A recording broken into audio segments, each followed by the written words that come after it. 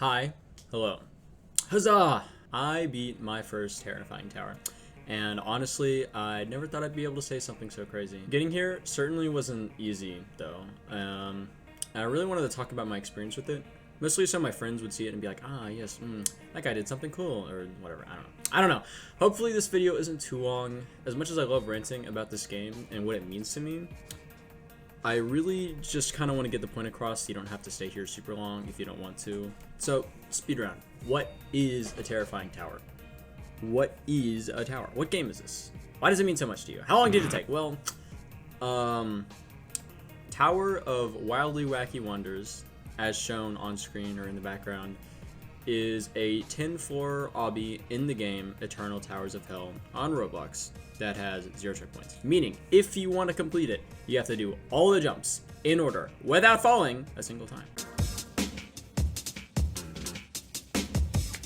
Here we are in the practice place, not the main game. The difference between the practice place and the main game is you go here so you can have no clip and turn block death off, which, speaking of, these things are littered throughout the tower, right, which are just insta kills, and right now I can walk in them in the practice place, but if I turn this off, as you can see, they're fucking everywhere. If I drop on them, die instantly. And the reason you turn it on in practice place so you don't have to fucking walk back every single time. The actual tower itself has, I want to say, like 3 mechanics slash gimmicks. They're all used in like very, very creative ways. So first gimmick is buttons, right? You hit this, you jump on here, and then you jump like in time so you don't hit the wall, right? They're also used in this way. They also vary in length depending on what color they are. Green buttons are 3 seconds, blue buttons are 2, and red is usually 1. Then you have falling platforms. Falling platforms also vary depending on what color they are. Red ones, you just jump off them once. You actually do have a little bit of leeway before you can jump off of them, like you don't have to press space immediately usually. Blue ones, you get a jump boost. Green ones, you can just jump on indefinitely. Aside from falling platforms and buttons, you have slides, which just, they make you sit and then they kind of launch you. You're like, this is another good one. The stuff gets wackier over time, like floors 1 to 3, all basic, buttons, falling platforms, whatever. And then you got just, I don't know what's going on in these like later floors. Take this slide network on floor 9 as example. I don't know what's going on. You also have these cool guys throughout the tower, which are green and blue, and I like them. But yeah, you can just tell from the shadow of this thing, it's very imposing, and then there's a lot going on. I think it has some kind of construction theme going on.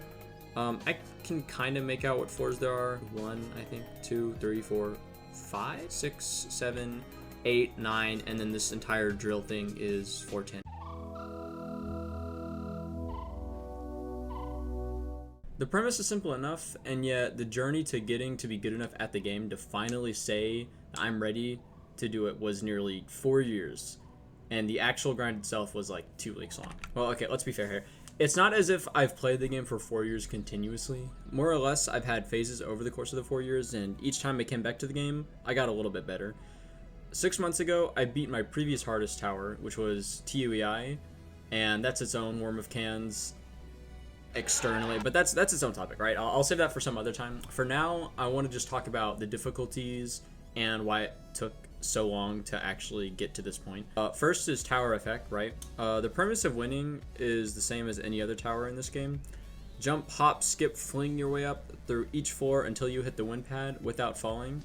I mean, if you do fall, you can catch yourself sometimes. That's the point. The reason I bring this tower up is, despite it being the 3rd easiest difficulty, most people watching this video would find it insanely hard to beat legitimately. That is an insult to any of you or your skill, but rather perspective on how hard this game actually is. The precision of your movements, your camera control, muscle memory on what buttons to hit and when on your keyboard, or mobile. Some people play on mobile. It all culminates and progressively builds up until a point where somehow, one day, you beat something you previously thought was impossible. But you know, I'm no different than any of you, and it took me a solid week just to beat like this tower for the first time.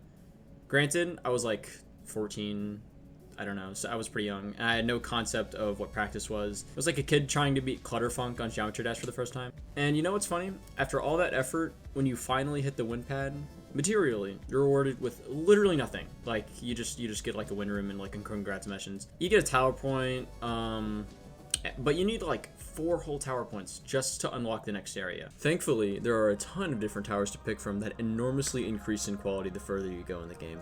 Plus, each new milestone you hit for yourself always makes you better at the game, assuring that towers of the same difficulty become twice as easy, and anything below that becomes light work. Although Tower of Heck is the first real challenge, looking at the difficulty chart really gives perspective to where you stand. Every other obby in Roblox was trivial up until this point, and now all of a sudden, you've spent a full week doing something you had to push yourself to the limits for, and there are 9 more difficulties. It's important to make a distinction between these 4 difficulties and the rest of them.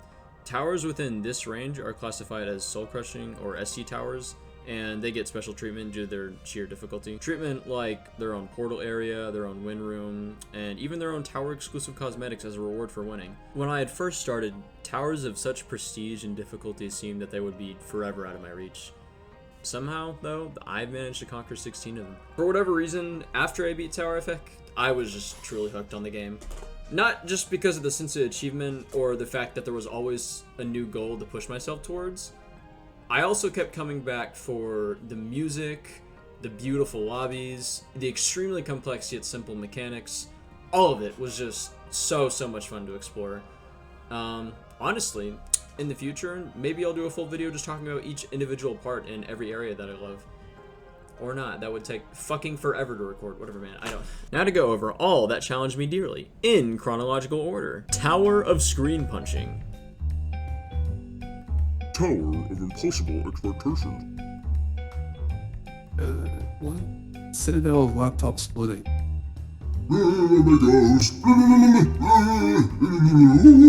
Difficulty chart. Tower of Curved Descent. Can somebody get me out now? Tower of... What? What's going on? Hello? Tower of Externalizing Insanity. Anyways, with that all out of the way, enough prelude. Let's actually cover the tower itself.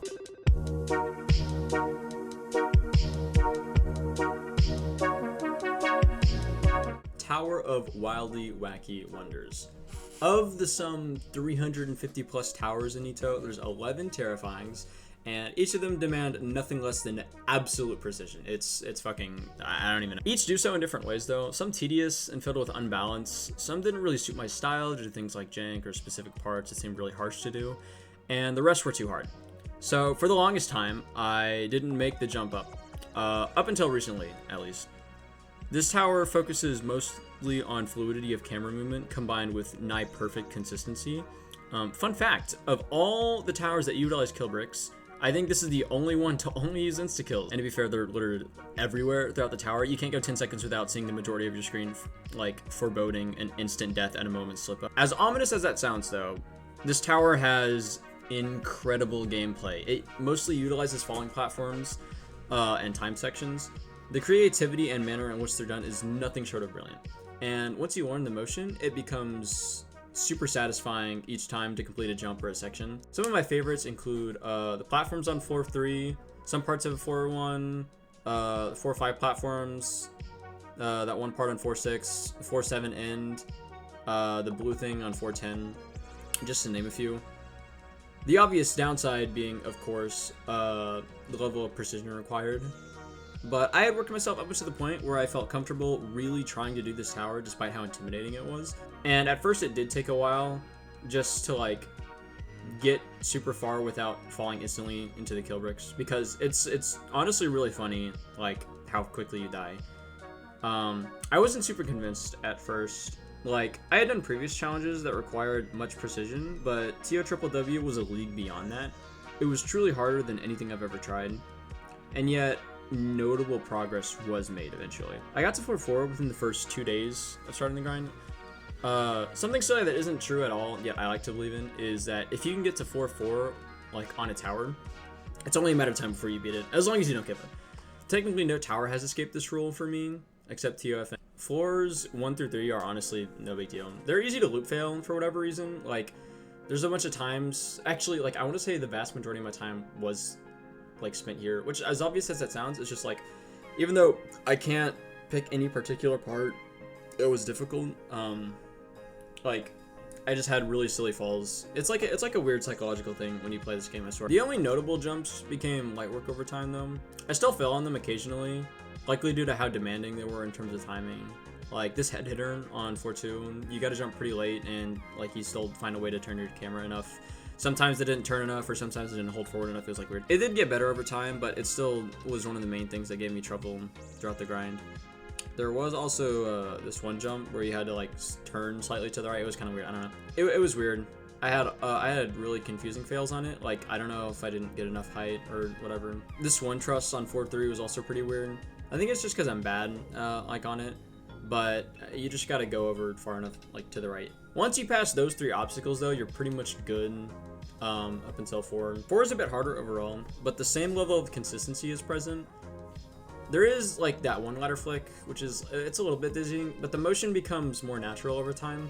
I can never get it down 100%, but had I played longer and practiced more, I'm sure it would have become light work. No, the vast majority of my practice actually went to 4-5 and beyond. Not because of the obvious, like you want to make sure you're as prepared as possible the further you get, but particularly 4s 5, 9, and 10 were the most challenging for me in the whole tower. Especially floors 5 and 9. The first jump is weird looking. It's kind of whatever. I don't know. You get used to it. The second jump though blows my mind how I kept falling to this day, bro. I use alignment keys and made sure I'm up against the wall every single time so that there's no chance of me falling, right? So it's 100% consistent. And yet sometimes I would not get enough height. I'm not 100% sure, but I think this had something to do with like the footing you're like standing on. It's like kind of like sloped. My solution was to not jump on the very edge, and that seemed to work. After that, filler gameplay, blah blah blah. You got these 3 jumps. This jump though, you gotta turn in really sharp and fast. Second one messed me up because it was easy to get caught in the wall. I changed strats once or twice, but going forward seemed to work the best because I didn't have to move my camera too much. Then arguably the hardest jump of the tower, which is a ladder flick on a 1-stud ladder to another 1-stud ladder on the other side, which is super easy to just overthink and finger lock on. When I would actually get here in the tower, I would overthink it so hard and I wouldn't be as precise as I should have, or I would do something really dumb and be extra disappointed. There were times where I would just like straight up not make it like to the ladder itself, or I would just kind of like not flick. There was one time where I just didn't make, I had like did the jump and then I didn't make it to the other side, and it was just, I don't know, it was really easy to be like just mega sigh after you fall, whatever. No doubt though, giving me the most trouble. I want to say I fell on that thing like 10 times, but afterwards the floor is technically free. I still had a couple fails here and there that just, you know, took more time, and overall rough floor. I've been talking for a while. Let's kind of speed run. If you want more stuff in detail, I'll make a video where I go through each part of the tower individually from beginning to end. This video isn't really a tower showcase, so I just wanted to talk about some parts that gave me trouble and be more indicative and clear as to why it's so challenging. So to start 4-6, you go around this cylinder thing, and it's pretty fun to do. The jumps are really satisfying themselves, but a lot of these jumps were also awkward and hard to do, and they ended up usually ending my run, especially the jump to the truss and the one where you jump off to the falling platform. Still fun overall though. 4-7 has a section with this particular jump that gave me trouble. It was really about finding the right amount of distance to move my wrist back and forth while also getting enough distance. The jump looks easy, but doing it in a real run requires a ton of mastery. My solution was to just like do runs starting from 4-7 and then I'd get to that jump and it would like, I don't know, I would just like remember it somehow. Also, I got falling on the side once. 4-8 isn't so bad aside from this section, which has this part. These 2 or like 3, I don't know, jumps like they sucked. They gave me hell. All 3 fails should play as clips. They were pretty rough, especially because the way I fell on them didn't even feel like a valid fall. Like, I should be better than shift locking before I start moving on the ladder, or just like, no, I think I did that twice actually. The timer plus nerves really got to me though. I should make a note, every attempt past 4-6 made me really nervous. It got better over time because the more I got back there, like, the less nervous I did feel. But the fact that it took like 30 minutes to an hour depending on the day to get back like to 4-6, usually because 4-5 was like kick my ass, it was really nerve-wracking. There would be some days where I just like loop failed on floors like 1 to 4 and I didn't even get to 4-5, and those days were probably like the worst. like the absolute worst. But afterwards, after we get past 4-8, right, you got like these 2 jumps, whatever. Then comes 4-9. I had 4 fails on 4-8, right? Want to know how many I had on 4-9? 7 ass fails. In order, there was 1 here, 1 here, 1 here, 2 here, and finally 2 more on this last jump.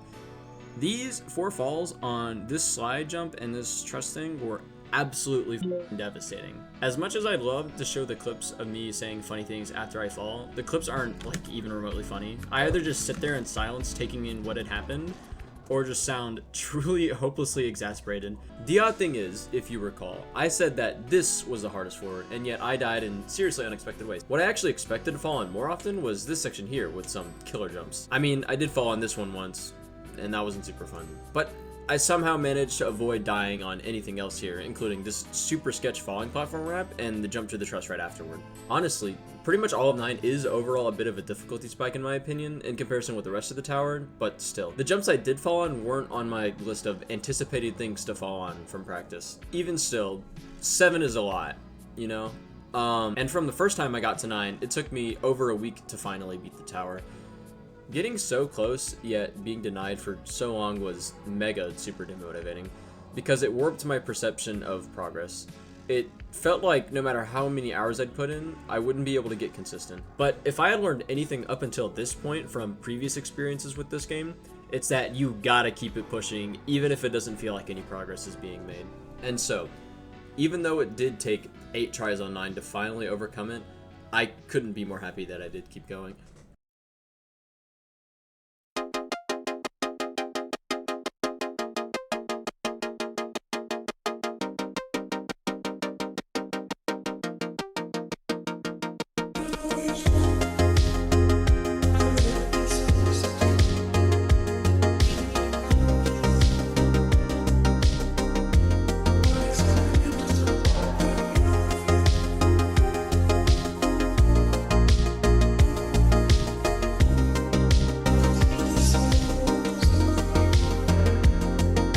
Floor 10 isn't even like a huge upgrade from the previous floors or anything.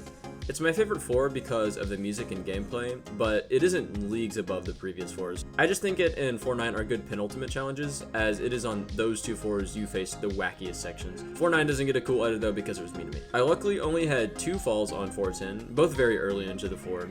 Once again, I fell on 2 jumps that I low-key consider to be filler. Maybe it's because I lose focus on some jumps while trying to save it for others.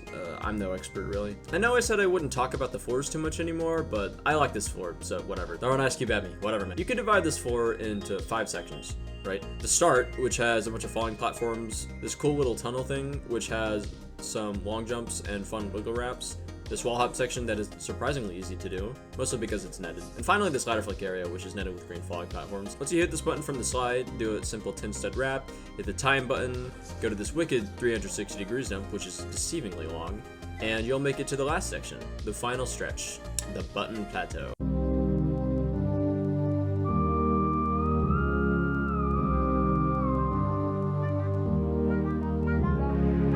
Although this technically isn't a separate floor, it does have its own music for whatever reason. I'm not really one to complain though, because it grew on me over time. The entire final stretch is netted with green platforms, which effectively puts you on edge the entire time. The only place you have to stop and catch your breath is this platform, which thank God for its existence. The button plateau, although technically a victory wrap, is one last test of skill as the cherry on top for this tower. As complicated as it looks, the main difficulty comes from remembering what to do in what order. Once you've got a good grasp on your route though, it's all a matter of execution. I made sure to do the button plateau at least once every day throughout the grind as insurance, so that I wouldn't accidentally fluke here with my pants down. I didn't want to spend longer than 5 minutes here, as the longer you take, the easier it is to get careless, and you can lose your run in an instant. And so now, for the first time, I had more than a real chance at beating this tower. An adrenaline rush like no other, combined with the phenomenal atmosphere and intense focus, it truly is an experience like no other. Stuff like this is the main reason I always find myself coming back to this game. It's difficult to recall, but it's even more difficult to describe what one feels in that moment. 4 years of dreaming, 2 weeks of grinding, and over 30 hours in game are just numbers.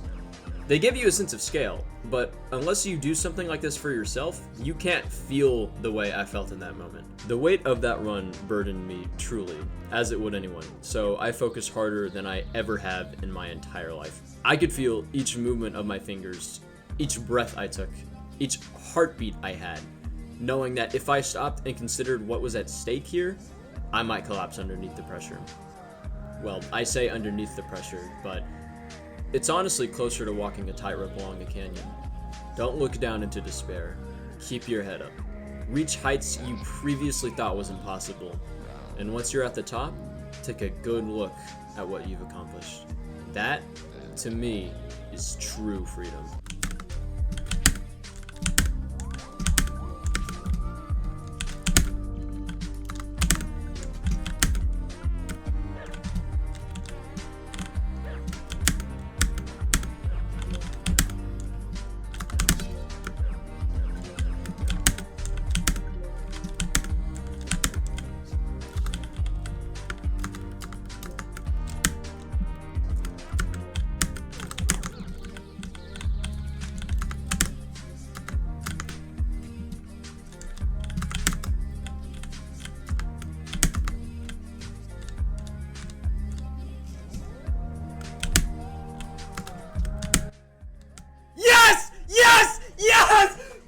Please, please, please, please, please, please, please, please, please, please, please, please, please, please, please, please, please, please, please, please tell me I won. Oh my god, oh my god, oh my god, oh my god, oh my god, oh my god.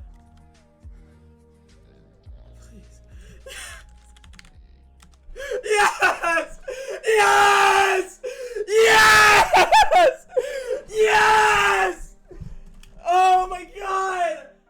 Oh my god! Oh my god! Okay, yeah, maybe it was a little corny, and maybe I overreacted a little. Whatever, man. Get off my case.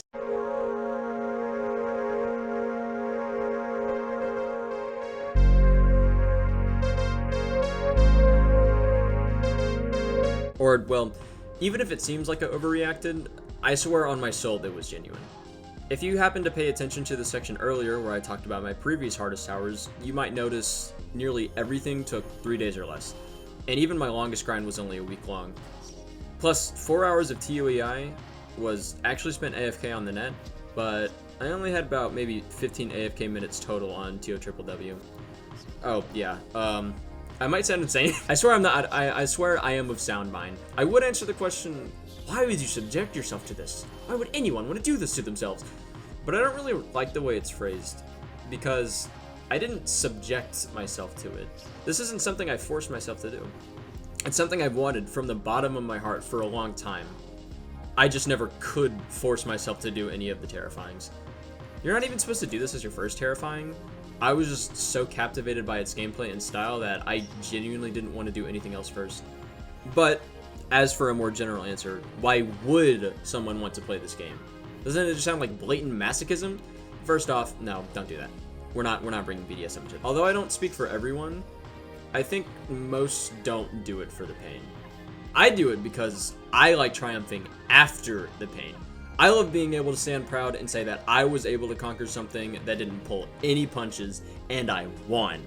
The vast majority of people who try it, though, most likely wouldn't like it. It takes a lot of time and genuine dedication in order to get into this game. That isn't to scare anyone off, though, who's looking to try, but the point of this video was never to get people to play it. The main point was to talk about my experience. I hope I was able to express that as I tried pretty hard. So if you've made it this far, genuinely, thank you. Even if this was all incoherent nonsense, it means a lot to me that you would still give me 20 minutes, or actually it might be closer to 30 now, out of your day to listen to me. It isn't often I get to share something like this, nor in this fashion, so I went all out. If you couldn't tell already, this was my first time editing anything ever, and I feel like I kind of get it. There's still so much I don't know, though, because I'm not sure where to look for guidance. I just wanted to make something how I've always envisioned it, and I achieved that to some extent, I think. I know there are parts that are rough around the edges, and as much as I'd love to magically make everything exactly the way I want, it's already been over 2 weeks since I actually beat the tower. I've been editing nearly every day since then. I'm just really slow and meticulous. And like I said, I don't really know what I'm doing. So there were likely shortcuts to take that I didn't know of. Like the 410 edit, for example. That shit took me like 10 hours total.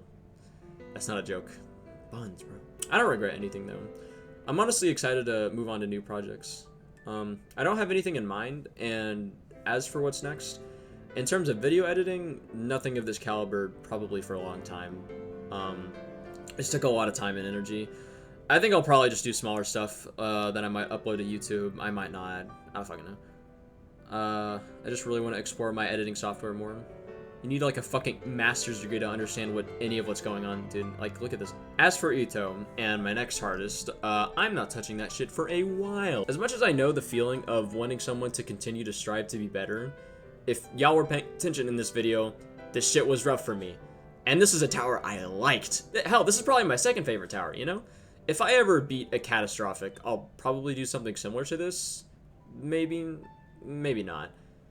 This is likely a one-time thing, because as of right now, I can't imagine people would be willing to watch that too. If I did, though, it would 100% be a shorter video, or I'd like to imagine. In any case, I'll just hang back and do some other SC towers for now. After all, you can only go so long before you get the itch to push yourself again. Damn. I'm gonna have to have like a pause button. No, I do have a pause button. Mega super demotivating because it warped my sense of perception. What the fuck?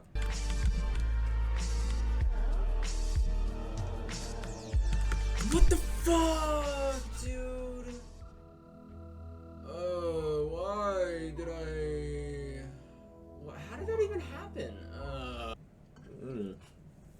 This super tastes good.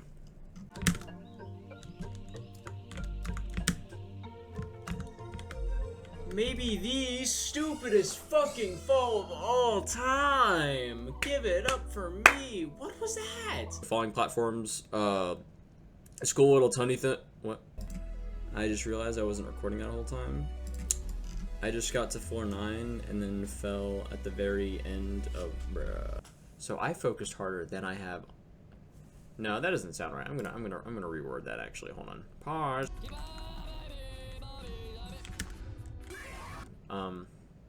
I've been nearly. What? Buns. Now leave. Get out. Wait, this is my video. Alright, I've decided I'm kicking you out.